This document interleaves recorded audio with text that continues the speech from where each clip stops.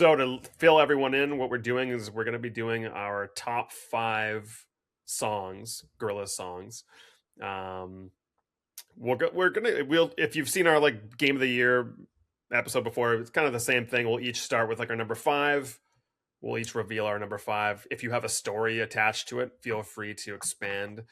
I have sometimes I have a story. Sometimes I'm just like, I just like this song, and I don't have much else to say other than that.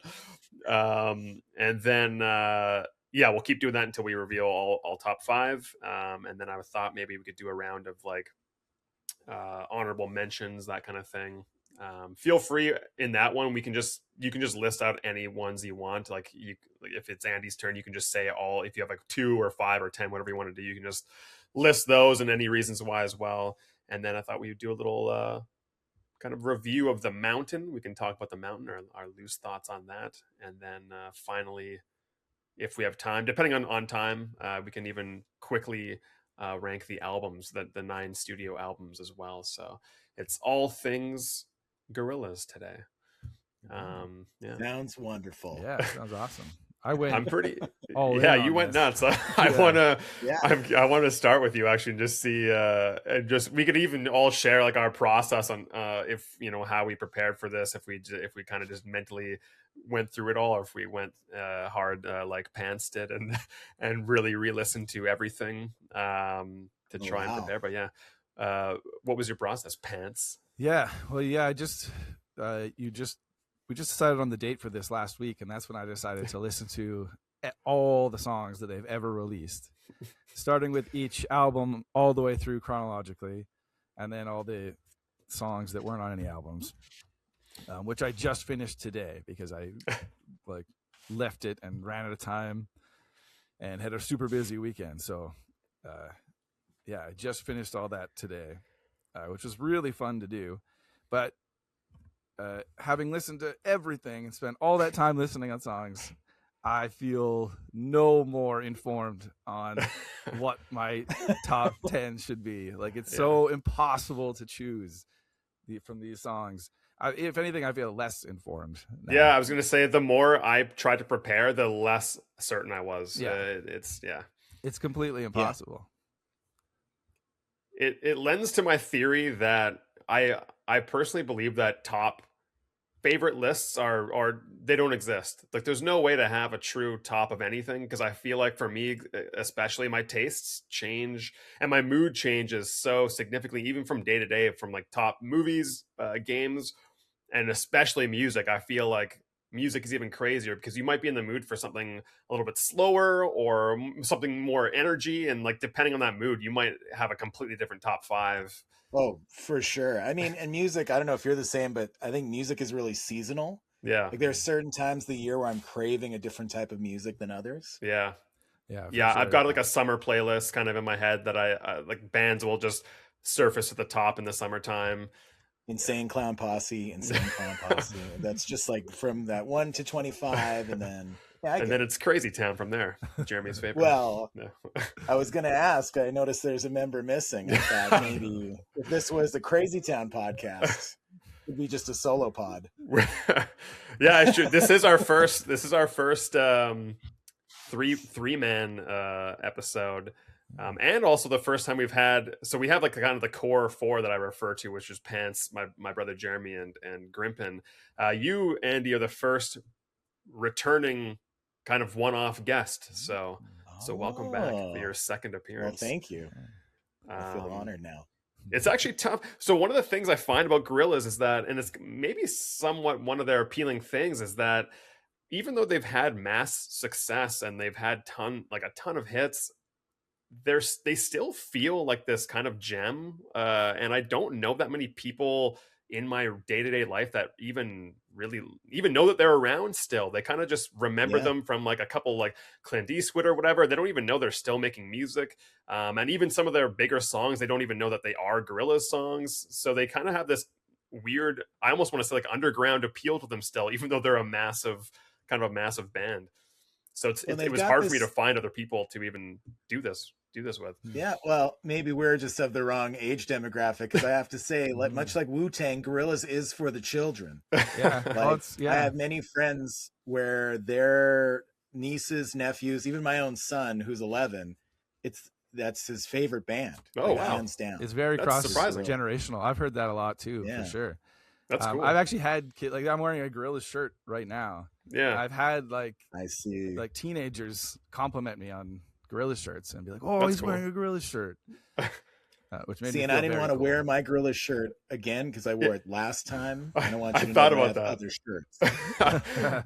I legitimately was like, I know Andy's not going to wear his because he can't repeat the shirt.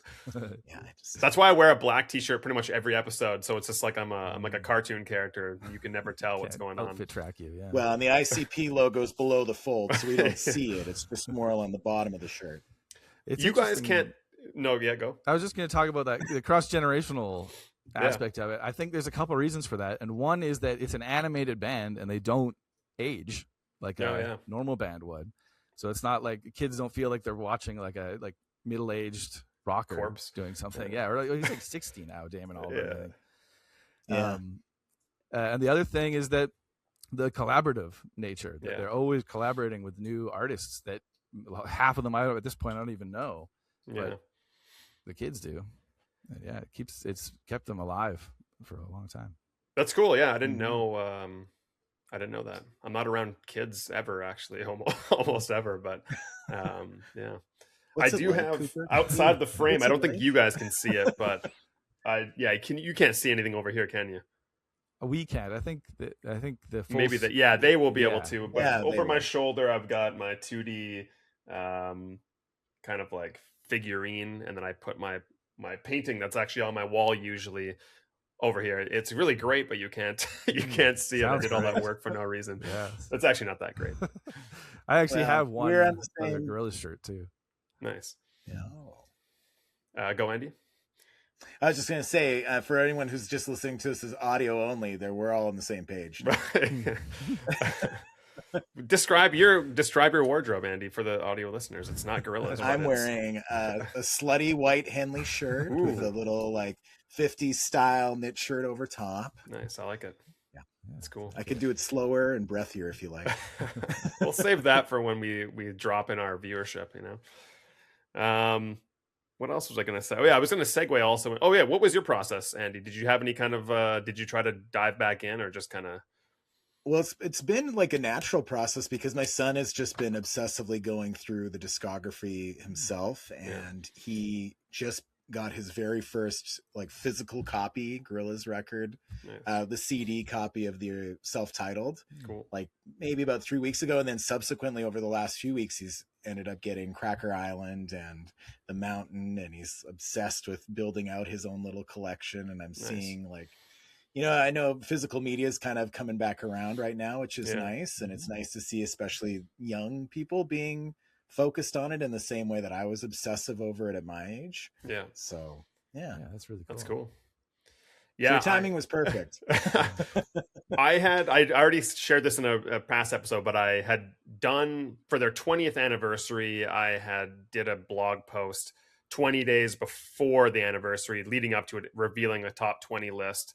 And so I already had a loose top 20, but then as I said before, when I went back to like look over it, I was like, I don't know if like 19 of these are now different. I want to like swap all them around. So yeah, is it mostly just swapped around though, or were there like the ones that just dropped off completely and new ones? Yeah, because so what I found is that I didn't know if I should choose which ones just like in my heart or like my tops, or if by like factual, like I've listened to this one factually way more than the other one. And so I kind of leaned this time more towards the ones I've actually listened to the most, and which ones I naturally tend to put in rotation like almost all the time. And that's that did switch things up quite a bit actually. But yeah. Interesting. Yeah, for me, like I didn't quite rank them, but I put everything into tiers. Okay. An S, A, B, and C tier. Yeah. So yeah, I ended up with like an S tier of songs that I was able to feel pretty good about ranking, but that's even like 20 songs there.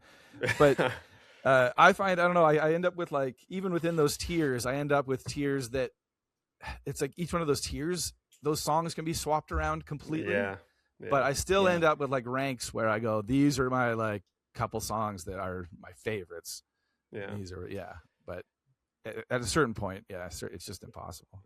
Can you rattle off how many are in each category that you have there? You had like 20 or so in the S tier, and do you have huge. the total there? Like I didn't actually like number them. A is probably like looks like 40. Yeah. And B is probably about 40, maybe 50. And then C's another 20. Yeah, I'm really curious because I don't actually. I know you guys listen to the Gorillaz, but like I've never actually really talked about like, hey, what's like what song by song. So I have really no idea what anyone's list is going to look like. So I'm pretty excited. Totally, yeah. It is. It's so tough. I keep saying that, but it just feels like half the things I'm going to say are, like you said, feels like arbitrary. Like they will change next week. Yeah. Well, interesting too, because I imagine I would wager that we all listen to music probably differently. Yeah. Like some people are more lyrics people, some people are more tone, like vibes people. So yeah, it's true. It'd be interesting to see what everybody's top fives are. Yeah. Right before we get into it, I thought it'd be kind of interesting if you guys remember. Do you remember when you started liking Gorillaz, or like what made like the song that turned you, or anything like that? Andy, do you want to share first? Yeah. Well, I was working at HMV at a time when the self-titled album was yet to be released, and the rep for EMI Music came in with what looked like a magazine in a plastic little pocket folder. And I could see the Jamie Hewlett artwork from the outside. I was like, what is that? And she's like, oh, it's this new band. It's the guy from Blur and some other musicians. And they have this band called Gorillaz.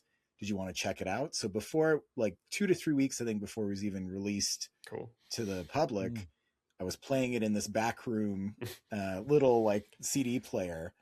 And from the jump, I was like, oh my God, this is incredible. And it was an easy sell for me because I was already into bands like Deltron 3030. I was a big fan of Del the Funky Homo Sapien prior to Tony Hawk Pro Skater 3, but Pro Skater 3 really like put it up in the massive level for me. And just from the jump, like it was just so much what I was craving in music at that time. And I still, up until I moved into this current house, I don't know where it is now, but I still had the little like paper, not for resale sleeve of the original self-titled album. So it was like a promo copy, not the official release. That's awesome. That was really cool. Yeah. I'm hoping it's somewhere here. Yeah. It's going to somehow wind up in your son's collection. If it hasn't already. Yeah. How about you, Pants? That's amazing. Yeah. I was not part of the music world at all. And I just saw Clint Eastwood, the video on Much Music or whatever it was, and was just like, what is this? Like, it was instantly grabbed my attention. And to be honest though, like Gorillaz was kind of what got me into rap and other genres of music for the most part. Like I was mostly into classic rock at that point. And so techno and rap and hip hop and like all the just the crazy amount of genres that Gorillaz goes through, a lot of them were new to me. So I didn't actually love Clint Eastwood right off the bat. I loved the chorus, and I really loved Tomorrow Comes Today because it had like a hip hop. It felt like it was a hip hop song without the rap, which was kind of my in. Like it got me into it. And then I didn't even follow. Like I didn't get the self-titled album at all, I think, until Demon Days came out. And then it was actually, I almost suggested bringing Grimpen into this podcast because it was him that first showed me Demon Days and was like, you have to listen to this. This is crazy.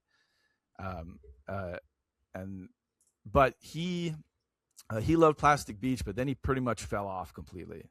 So he wouldn't have much to say about like the album ranking and stuff or like the new albums and stuff. But The deep cuts. Yeah, exactly.